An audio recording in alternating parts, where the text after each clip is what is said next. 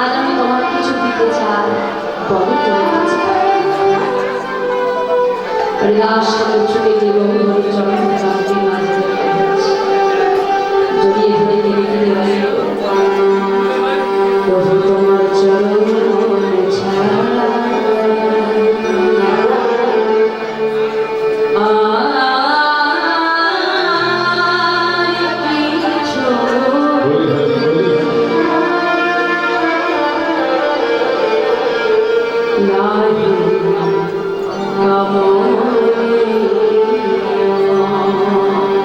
প্রভু তোমার চরণ ছাড়া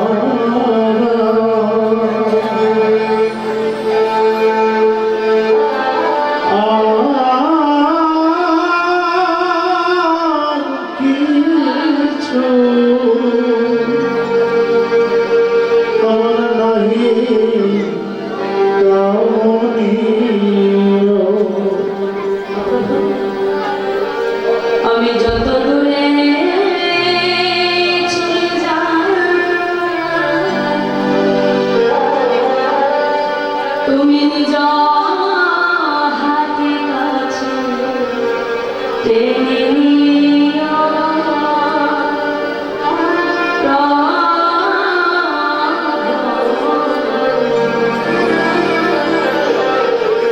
আর কিছু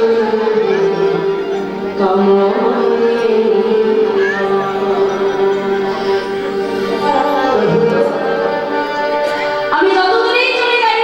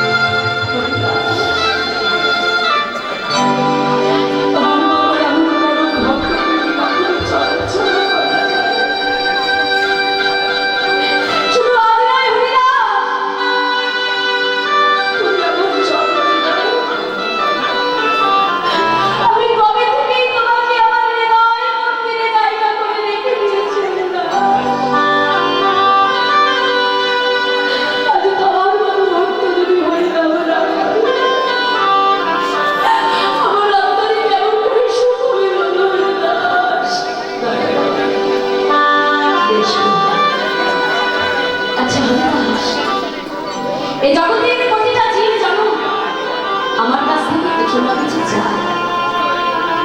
তাই আর আমার মনে বড় বাসনা হয়েছে, আজ আমি তোমাকে কিছু দেবো, বলো তুমি কি চাও।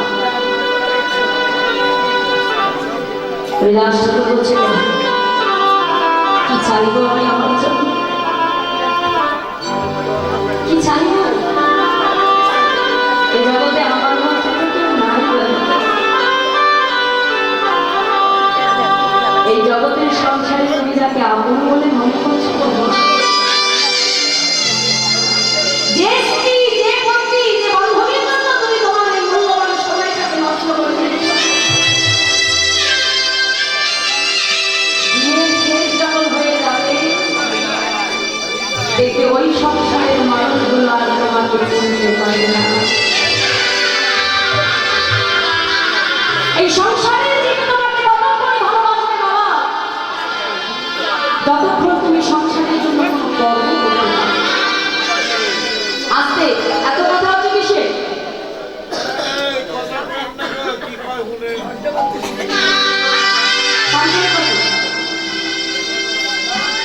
এই সংসারের জীব তোমাকে ততক্ষণই ভালোবাসবে যতক্ষণ তুমি সংসারের জন্য কর্ম করতে পারবে। যে সংসারের মানুষগুলো আজকে তোমাকে মাথায় তুলে রাখছে, যে ছাদের তিন চারতলা বাড়ি তুমি তৈরি করে রেখেছো, সেখানে আরামে আয়েসে তুমি দিন কাটাতে পারবে। আজ তোমার দেহের কাজ আছে বাবা, তারা তোমাকে অনেক ভালো লাগছে, কিন্তু কাল যখন তোমার দেহ থেকে কালটা বাহির হয়ে যাবে, ওই মানুষগুলো আগে এসে বলবে, ওরে তাড়াতাড়ি ঘর থেকে বাহির করে দেবে। কারণ যে দেহটা তোমার এত পরিচর্যা করতো, কালকে সেই সংসারের মানুষগুলোর কাছে তোমার দেহটা হয়ে যাবে বাসি মরা। আগে এসে বলবে ঘরের বাড়ি মহোদয় বলছি যে আপনার আপনার ছোটা নিয়ে বলতে পারো না হয়, দিন পুরালে বুঝবে তখন যে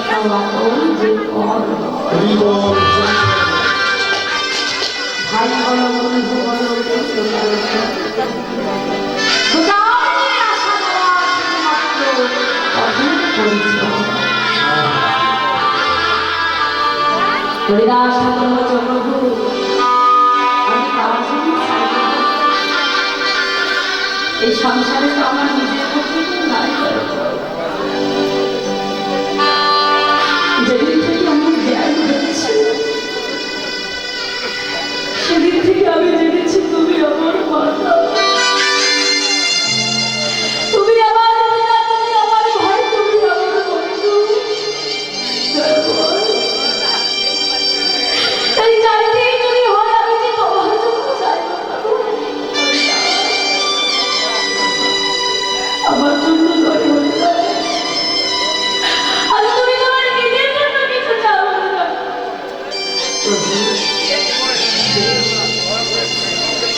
তবে যদি আমাকে কথা দাও,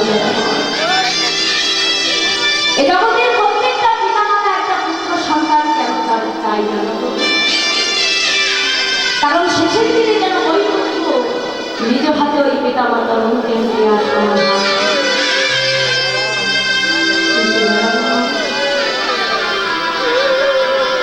এই সংসার মাঝে তো আমার কেউ নাই।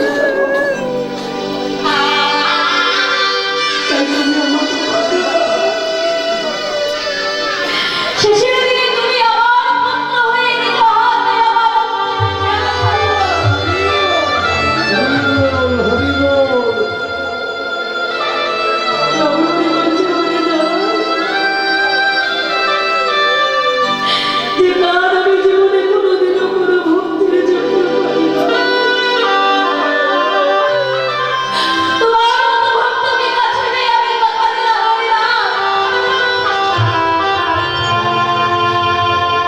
শেষের দিনে আমি নিজ হাতে তোমার পুত্র হয়ে নিজ হাতে তোমার অন্তিম ক্রিয়া সমাধা করুন।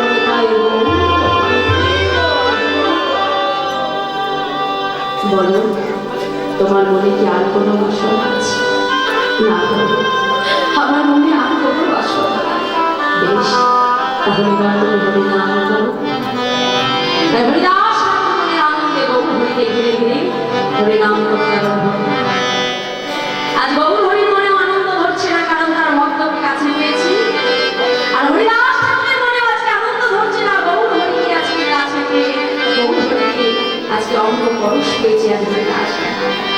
তাই মনে আনন্দে আজকে গৌর হরিকে ঘিরে ঘিরে ঠাকুর হরিনাম করতে আরম্ভ করবে। তাই বাবা আসুন আজকে প্রভুর সঙ্গে সঙ্গে আমরা একসাথে বদলে বদলে হরিনাম করব। সবাই মিলে বাহু তুলে হরে কৃষ্ণ হরে কৃষ্ণ কৃষ্ণ কৃষ্ণ হরে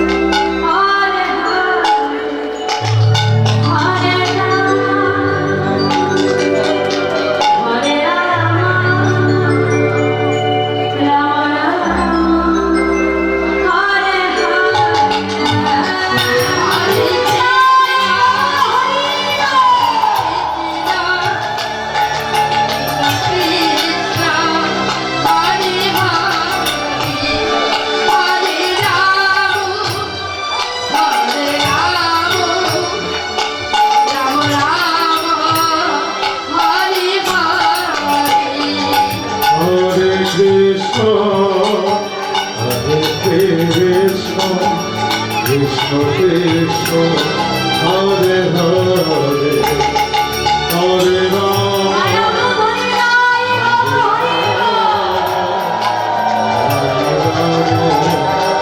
হরে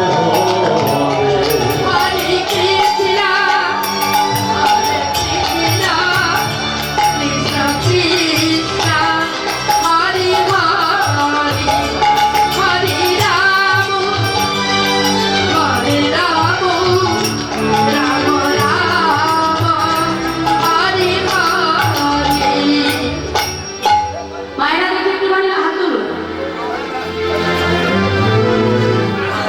দেখুন এই যে আমাদের যে হাত দুটো আছে না মা, হাতের মাঝে কি আছে এগুলো কর।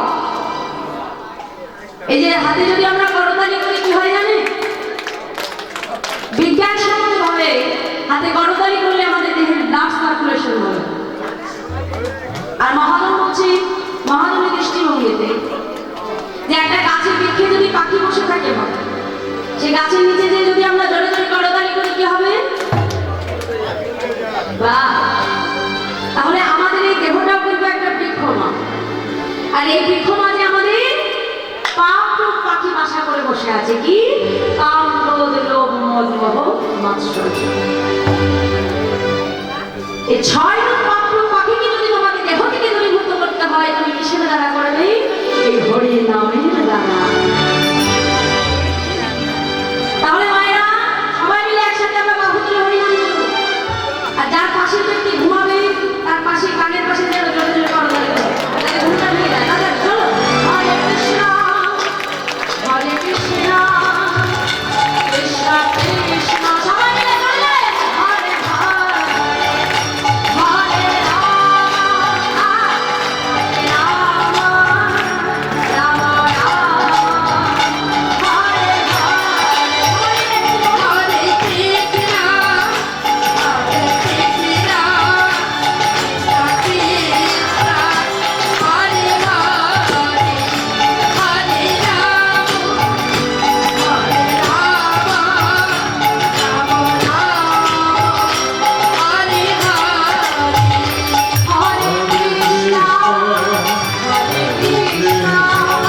কৃষ্ণ কৃষ্ণ হরে হরে হরে রাম হরে রাম রাম রাম হরে হরে হরে কৃষ্ণ হরে কৃষ্ণ কৃষ্ণ কৃষ্ণ হরে হরে হরে রাম হরে রাম রাম রাম হরে হরে। আমার এদিকে মায়েরা বলুন, সবাই এদিকে বলুন। শুধু ফাঁকি দিলে হবে? আমি একা একা গাইবো? কত বোকা আমি না। বলো তুলো হাত তুলো বলো হরে কৃষ্ণ সবাই ভালো দেন না বাবা এই তো খুব সুন্দর। বাবা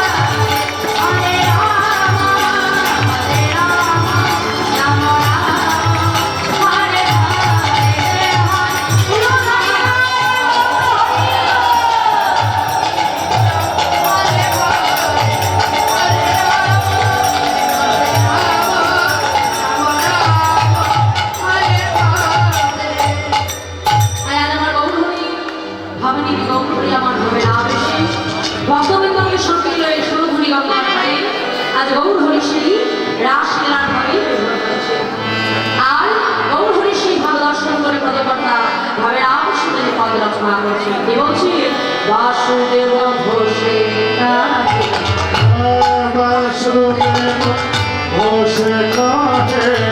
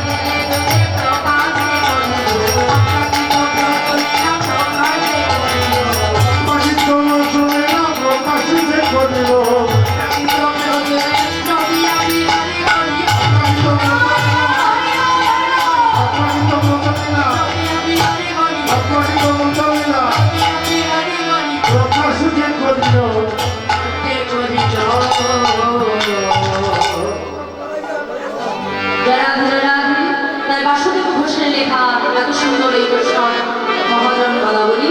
তাই আসুন এবার মনটাকে নিয়ে আমরা সেই মধুময় বৃন্দাবনে প্রবেশ করি। চলুন তার আগে বৃন্দাবনের স্তুতি করি, তারপরে আমরা বৃন্দাবনের ভজন করি, বৃন্দাবনে যাই। চলুন সবাই মিলে মায়ের আত্মবাণী পদচলে বসবি, আমরা বৃন্দাবনের স্তুতি করবো।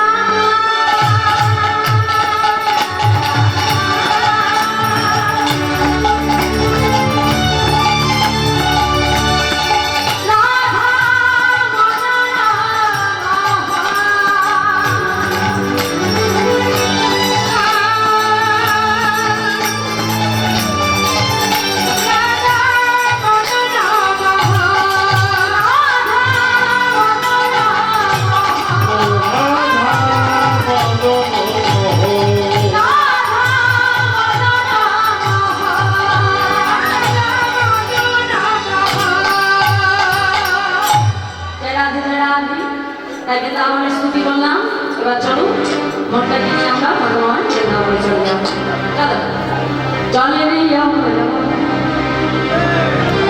মধুর বৃন্দাবন যমুনার ধারে কামালের দোয়ার। সবাই একসাথে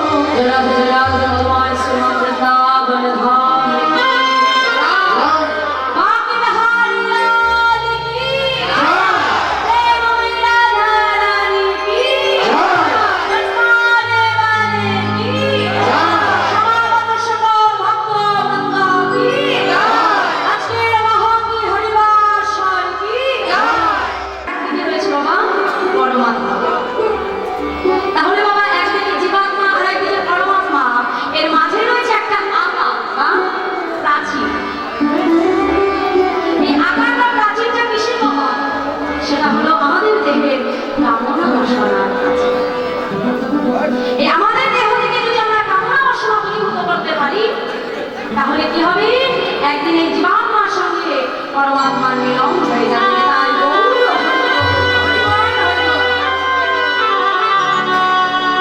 জীবাত্মার সঙ্গে পরমাত্মার মিলন তখনই হয় যখন জীবাত্মা পরমাত্মার ভেতরে কোনো চাওয়া পাওয়া কামনা বাসনা, যখন ভগবানের জন্য নিজের দেহকে আত্মসমর্পণ করা যায়, তখনই কিন্তু ভগবান ভক্তকে হৃদয়ের মাঝে স্থান দেয়। তাই মানব সাধন তত্ত্ব না জানলে কখনো সাধ্য বস্তু পাওয়া যায় না। সাধন তত্ত্ব কি? যে বস্তু পাওয়ার জন্য জীবের সাধনা করতে হয় তাকে বলা হয় সাধন তত্ত্ব। আর সাধ্য বস্তু কি? যে বস্তুকে লাভ করবার জন্য জীব সাধনা করে তাকে বলা হয় সাধ্য বস্তু। এবার একটু জাগতিক জগতের দৃষ্টান্ত দিয়ে বুঝি। যেমন মা আমাদের ঘরের সন্তানেরা যদি সারাটা বছর ধরে তারা লেখাপড়া করে, পড়াশোনা করে, তার ফলস্বরূপ কি হয়? তাদের বছরের শেষে তাদের রেজাল্ট, তাই তো? ঠিক তেমনই যদি তুমি সারা বছর ধরে পড়াশোনা না করো, এবার দিনের শেষে দিয়ে যদি তুমি চিন্তা করো যে ভগবান আমাকে ভালো রেজাল্ট করে ভালো নাম্বার দিয়ে আমাকে পাস করিয়ে দেবে, সেটা কি হবে না?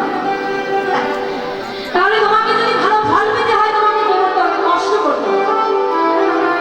ঠিক এখানে তেমনই ভগবানকে পাওয়ার জন্য সাধনা করেছিল কারা? বৃন্দাবনে ব্রজ গোপীগণ। এক মাস যাবত তারা কাত্যায়নী ব্রত করেছিল, যেটাকে বলা হয় দামোদর ব্রত। কার্তিক মাসে দামোদর ব্রত একটু বলে রাখি মায়েরা, আপনারা কারা কারা পালন করে দামোদর ব্রত? বাহ! যারা করেন না তাদের জন্য আমি একটু বলে যাচ্ছি যে আমাদের যে 12টা মাস আছে মা, এই 12টা মাসের মধ্যে বাবা ভগবানের সবথেকে সর্বশ্রেষ্ঠ উত্তম মাস বা প্রিয় মাস হলো এই কার্তিক মাস। কারণ আমরা তো সংসারী জীব, ভগবানকে সারা জীবন ডাকবার সময় সুযোগ কোনোটা পাই না। ভগবান আমাদের মতো কলিযুগকে কৃপা করবার জন্য একটা মাস সময় দিলেন, সেটা হলো এই কার্তিক মাস। কার্তিক মাসে কোনো ভক্ত যদি ব্রত পালন করে প্রতিদিন ভগবানের উদ্দেশ্যে সন্ধ্যাবেলা একটি ঘিয়ের প্রদীপ কিংবা তিলের প্রদীপ, যেটা বলা হয় দীপদান, যদি মানো কোনো ভক্ত এই দামোদর ব্রত পালন করে প্রত্যেকদিন সন্ধ্যা গোবিন্দের চরণে একটি করে দীপদান প্রদান করতে পারে, দীপ যদি প্রদান করে, তাহলে ভগবান নিজ মুখে বললেন সেই ভক্ত সরাসরি তার দেহ নিয়ে চলে যায়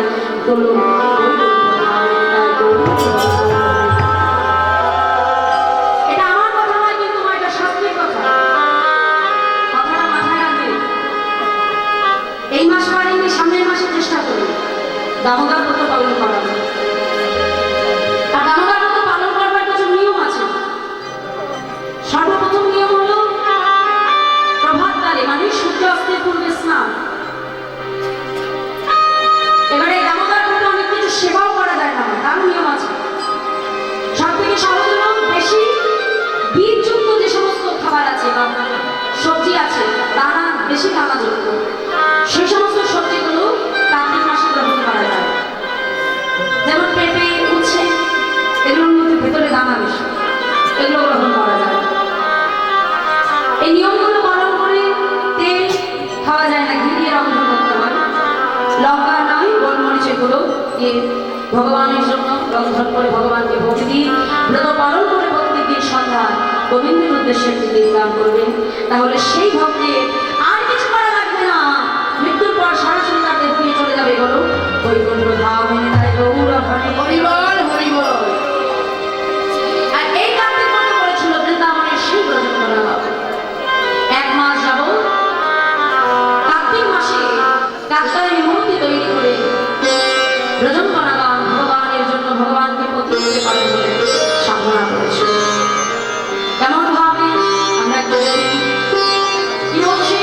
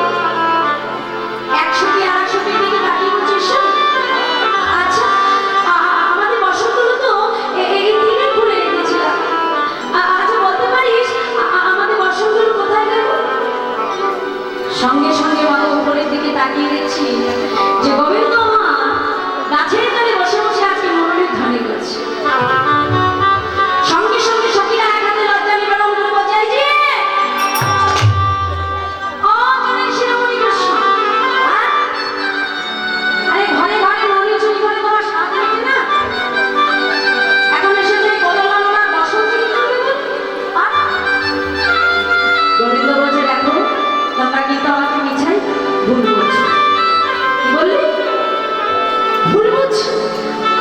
বসনগুলো গাছে ঝুলিয়ে রেখে কোনোদিন আমরা ভুল বুঝছি? গোবিন্দ বলছে, দেখো এই যে তোমরা 1 মাস যাবত কাত্তায়নে ব্রত করেছো, আমাকে প্রতিদিন পাবো। তাহলে পতির কাছে পত্নী যদি সর্বস্ব দান না করি, আমি তোমাদের মনোবাসনা পূর্ণ করবো। তোমরা যদি এখনো লজ্জাকে নিজের বলে আঁকড়ে ধরে রাখো সখী, আমি তোমাদের মনোবাসনা পূর্ণ করতে পারবো না। সঙ্গে সঙ্গে সখীরা নিজেদের ভুল বুঝতে পেরে দুহাত উত্তোলন করে বলছে, হে গোবিন্দ, আজ হতে তোমার দেওয়া এই দেহ তোমার চরণে আত্মনিবেদন। হরিবল হরিবল। তাই একদিকে সেই গজবর্ণনার মনোবাঞ্ছা পূর্ণ করবে বলে, আর আরেকদিকে বাবা কামদেবের অহংকার চূর্ণ করবে বলে। কামদেবের অনেক অহংকার ছিল বাবা, তার ছিল 5টি বাম: মদন, মাদন, শোষণ, স্তম্ভন, চুম্বন। এই 5টি বাণের মধ্যে সর্বশ্রেষ্ঠ বাণ মদন বাণ, যাকে নিক্ষেপ করে সেই পরাজিত হয়। কামদেবের মনে বড় অহংকার হয়ে গেল যে তার থেকে বড় বীর বুঝি এই পৃথিবীতে আর কেউ নাই। ভগবান কামদেবকে ডেকে বলে, কামদেব, এখনো তুমি আমাকে পরাজিত করতে পারো না। তাই শুনে রাখো, বৃন্দাবনে একজন নয়, দুজন নয়, সহস্র গোপিনীগণকে নিয়ে আমি রাসলীলায় মগ্ন হব। আর সেই রাসমঞ্চে যদি তুমি আমাকে পরাজিত করো, তবেই তুমি নিজেকে বড় বীর বলো, তার আগে নয়। না, একদিকে কামদেবের অহংকার চূর্ণ করবে বলে, আর একদিকে ব্রজবাসীর মনোবাসনা পূর্ণ করবে বলে আমার গোবিন্দ আজকে কি করলেন? আজ আমার গোবিন্দ যোগ মায়াকে স্মরণ করলেন। মহাজন বলছে, দেখো দেখো ভগবান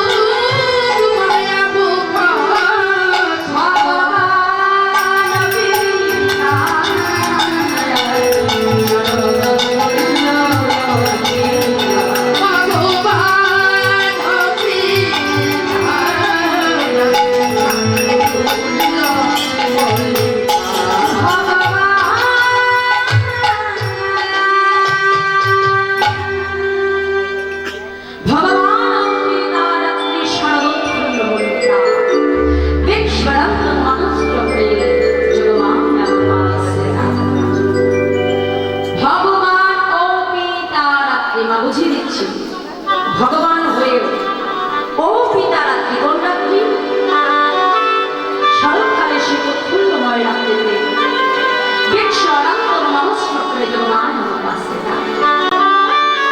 বিশেষভাবে আজ গোবিন্দের বিলাস বাসনা জাগল, তাই মনোবাসনা পূর্ণ করবে বলে গোবিন্দ আজকে কি করলেন? যোগমায়াকে স্মরণ করলেন। যোগমায়াকে স্মরণ করে গোবিন্দ আমার মনোনীতি করে নিয়ে আজ চলেছে বড় পথ ধরে। গোবিন্দ আমার বড় পথ ধরে চলেছে আজকে সখীদের মনোবাসনা পূর্ণ করবে বলে। বনের সভাটা কেমন হয়েছে? মহাজন বলছে, দেখো দেখো আরে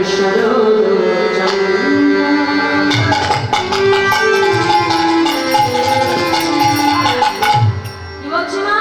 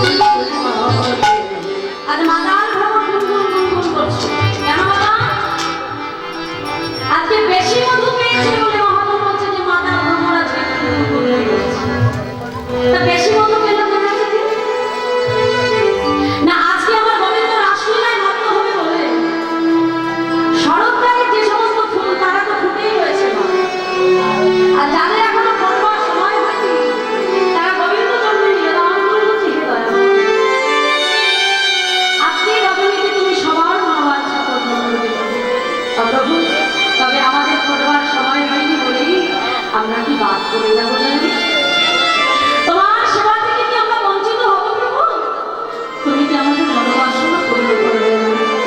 গোবিন্দ বলল, বেশ, আজকে রজনীতে আমি সকল ভক্তের মনোবাঞ্ছা পূর্ণ করব। তাই বাবা, আজকে 6 ঋতুর ফুল একসঙ্গে এক যোগে ফুটে উঠেছে। আর মাতা ফুলের কাছে দিয়ে গুনগুন গুনগুন গুনগুন গুনগুন করছে। মহাজন বলছে, দেখুন মা, কথার মধ্যে কিন্তু একটু বুঝে নিতে হবে। বলছে যে মাতাল ভ্রমণ গুনগুন করে। বলতে তো পারতো বাবা যে মাতাল ভ্রমণ মধু পান করে, সেটা কিন্তু বললাম কি মা, দেখো, বলতে তো পারতো যে মাতাল ভ্রমণ মধু পান করে, সেটা কিন্তু বলবো না, বলো যে মাতাল ভ্রমণ গুনগুন করে।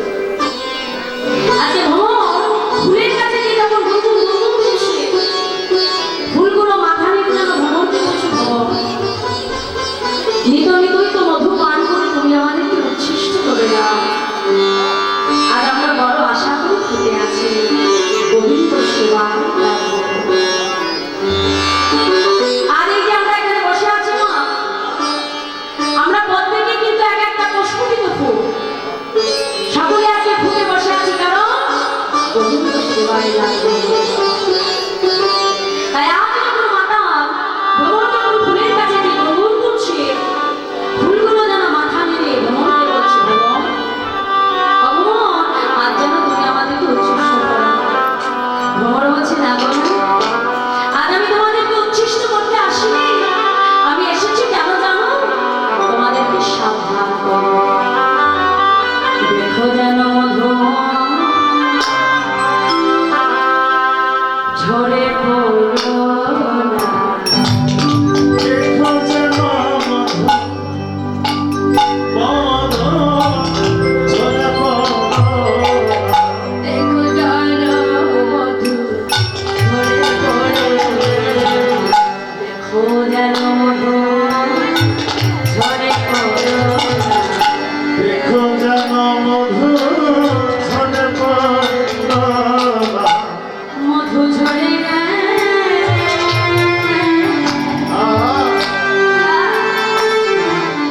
সেবায় লাগবে। দেখো যেন মধু ঝরে পড়ো না। ঝরে গেলে সেবায় লাগবে না। দেখো যেন মধু ঝরে পড়ো না। মধু ঝরে গেলে সেবায় লাগবে না। তবে আসা যাওয়ার সার হবে।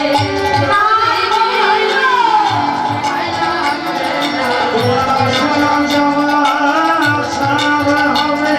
আর ঝরে গেলে সেবায় লাগবে না। আসা যাওয়া সার হবে।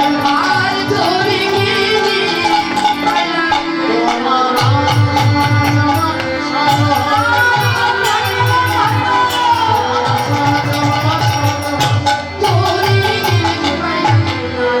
মধু যেন ঝরে পড়ো না।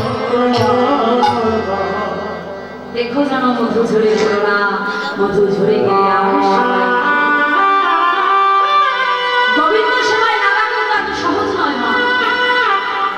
গোবিন্দ সেবায় লাগতে হলে তাকে কিন্তু যোগীর প্রয়োজন হয়ে আসতে হয়। যেমন মায়েরা একটা গাছে কিন্তু একসঙ্গে অনেক ফুল ফুটে থাকে, তাই না? কোনো ফুলটা নিচের দিকে ফোটে, আবার কোনো ফুলটা উপরের দিকে ফুটে বসে। আর এই গাছ থেকে যখন আমরা ফুলটা তুলে আনি, একটা গাছ থেকে কিন্তু সম্পূর্ণ ফুলটাকে আমরা চয়ন করি, করি তো? কারণ গাছটা দেখতে ভালো লাগবে না। আর যে সমস্ত ফুলগুলো উপরে বসে থাকে, মানে উপরে মগডালে থাকে, তাদের হাতে পায় না বলে ছিঁড়তে পারে না, তুলতে পারে না। মহাজন বলছে, একই মায়ের গর্ভ থেকে 5টি সন্তান জন্মগ্রহণ করে। কোন সন্তান ডাক্তার, কোন সন্তান পুলিশ, কোন সন্তান ব্যারিস্টার, কোন সন্তান চোর, আবার কোন সন্তান হয় ভক্ত। তাহলে একই পিতার ঔরসে একই মায়ের গর্ভে 5টি সন্তান জন্মগ্রহণ করে ঠিকই, কিন্তু 5টি সন্তান একরকম হতে পারে না। সবাই ভগবানের সেবায় নিজেকে লাগাতে পারে না, কারণ ভগবানের সেবায় লাগাতে হলে যোগের প্রয়োজন। শাস্ত্র বলছে যে যোগে আসে যোগে যায়, যোগের খবর কেউ নাহি পায়, যোগের খবর রাখে যারা দুষ্ট ভগবানের সেবায় লাগা সহজ নয়। দেখো, ভগবানের ভক্ত বললেই কিন্তু ভক্ত হওয়া যায় না। ভগবান প্রতি পদে পদে তার ভক্তকে পরীক্ষা করে, তার প্রমাণ হলো ভক্ত গোবিন্দ ঘোষ। এই গোবিন্দ ঘোষ তিনি ছিলেন রাধারানীর এক সখী, যার নাম রঙ্গদেবী সখী। রাধারানীর অভিশাপে এই গোবিন্দ ঘোষ তিনি হয়েছিলেন, পরবর্তী জন্মে তিনি হয়েছিলেন ভক্ত গোবিন্দ ঘোষ, মানে কলিতে। দাপর যুগে তিনি ছিলেন রাধারানীর এক সখী রঙ্গদেবী সখী। এই যে রাসলীলা, এই রাসলীলার আরেকটি পার্ট আছে যেটাকে বলা হয় বাবা অন্তর্ধান রাসলীলা, যেখানে গোবিন্দ আমার রাধারানীকে নিয়ে অন্তর্ধান হয়ে গেছে। আর রাধারানীকে খুঁজতে গিয়ে সেই রঙ্গদেবী সখী রাধারানীর কাছে এসে বলে, রাধে এই তো বন্ধু ভালোবাসা, এমন ভালোবাসায় তুই আবার গরম করিস না। তোর বধূ যদি তোর কাছে আর কখনো ফিরে না আসে। যেই না এমন কথা বলেছে, রাধারানীর সঙ্গে সঙ্গে প্রধান সখীকে অভিশাপ করে দিয়েছে সখী। আজ আমার এখানে দশায় তুই এমন কথা বলতে পারবি? আজ রাধারানী আমি তোকে অভিশাপ করলাম। কোন ভক্ত যদি ভগবানকে কখনো হারিয়ে ফেলে, তবে ওই ভক্তের মনে যে কতখানি বেদনা, কতখানি যন্ত্রণা, তা তোকেও একদিন আমার মতো ভক্ত হয়ে সইতে হবে। তোকেও একদিন আমার মতো ভগবানকে হারা হয়ে মা কৃষ্ণ কৃষ্ণ বলে গৌর গৌর বলে জানতে হবে। আমি রাধারানীর অভিশাপ দিলাম। সেই গোবিন্দ ঘোষ রাধারানীর অভিশাপে কলিতে তিনি হলেন ভক্ত গোবিন্দ ঘোষ। গৌর হরি নাম গোবিন্দ ঘোষকে যখন কাছে পেয়েছি, গৌর হরি মনে মনে চিন্তা করছে গোবিন্দকে তো আমার সঙ্গী করতে হবে, তা না হলে রাধারানীর অভিশাপ মিথ্যা হবে। আর যখন গোবিন্দ ঘোষকে সঙ্গী করে নিল, তখন থেকে শুরু হয়ে গেল ভগবানের কাছে ভক্তি। একদিন প্রভু আমার সকল ভক্তগণী সেবা করবার পর গোবিন্দ ঘোষের কাছে এসে হাতটা বাড়িয়ে দিয়ে বলছে, গোবিন্দ আমার হরিতকি দাও, আমার মুখুশকে দাও। গোবিন্দ ঘোষ গৌর হরির জন্য মুখুশকে ভিক্ষা করতে দিয়েছে। আর ভিক্ষা করে মাত্র গোবিন্দ ঘোষ আজকে দুটো হরিতকি দিয়েছে। যখন হরিতকি নিয়ে ফিরে আসছে, মনে মনে চিন্তা করে যে দুটো প্রভুকে দিয়ে কাজ নাই, না জানি কালকে আবার কোথায় যে বলবে যে গোবিন্দ আমায় হরিতকি দাও, তখন আমি কোথায় তো ভক্তপুর চতুর্থ মা একটা হরিতকি নিজের অঞ্চলে বেঁধে আর একটা প্রভুর কাছে নিয়ে ছুটতে ছুটতে এসে এই না ধরো গৌর হরি কোনো কথাই বলবো না। গোবিন্দ ঘোষের কাছ থেকে ওই একটি হরিতকি বাবা সাহায্য হয়ে গেছে। পুনরায় আবার পরের দিন গোবিন্দ ঘোষের কাছে এসে বলে, গোবিন্দ যেই না হাতটা বাড়িয়ে দিয়েছে, গোবিন্দ ঘোষের মনে আনন্দ। মনে মনে চিন্তা করো, প্রভু আমি তো জানতাম তুমি কালও চিনছো আর আজও চাইছো। কি করেছে বাবা, তাড়াতাড়ি যে হরিতকিটা নিজের কাছে রেখেছিল বাহির করে গৌর হরিকে দিয়েছি। দয়ামা এই না ভালো প্রভু। গৌর হরি বলছে, কাল যখন আমি তোমার কাছে হরিতকি চাইলাম, তোমার কিন্তু দিতে বিলম্ব হয়েছে।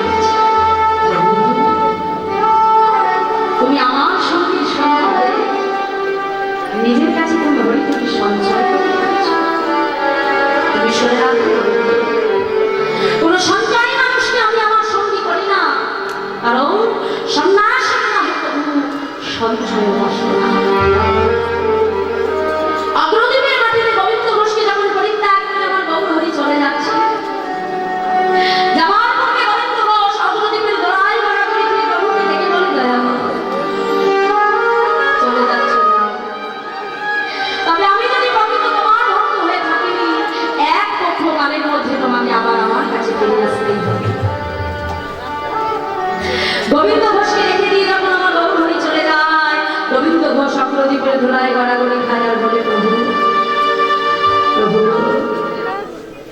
ধুলায় গড়াগড়ি খায় আর যতদিন প্রভুকে দেখা যায় এক দৃষ্টে চেয়ে আছে প্রভুর চরণে কেঁদে কেঁদে গোবিন্দ ঘোষ জানায় আর বলে প্রভু তুমি মতি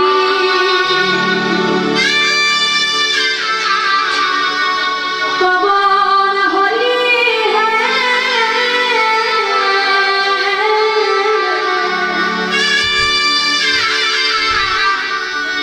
তুমি যে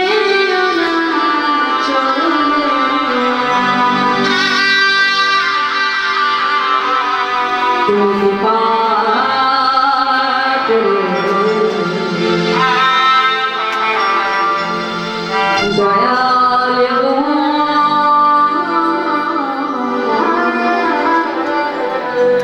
রাখো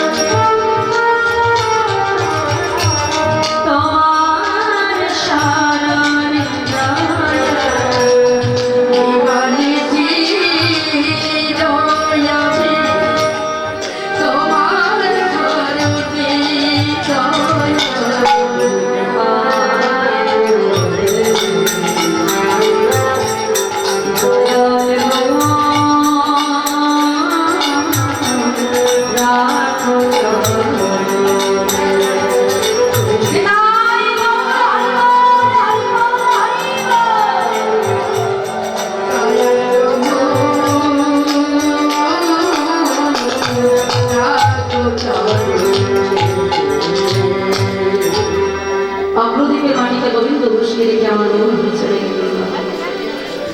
ওদিকে কি হলো, ঠিক 15 দিনের পর পুনরায় ভক্তগণকে নিয়ে আমার বন্ধু গোবিন্দ ঘোষের কাছে এসেছে। কারণ ভক্ত যদি আপন প্রাণে কাছে ভগবান না আসে থাকতে পারে না।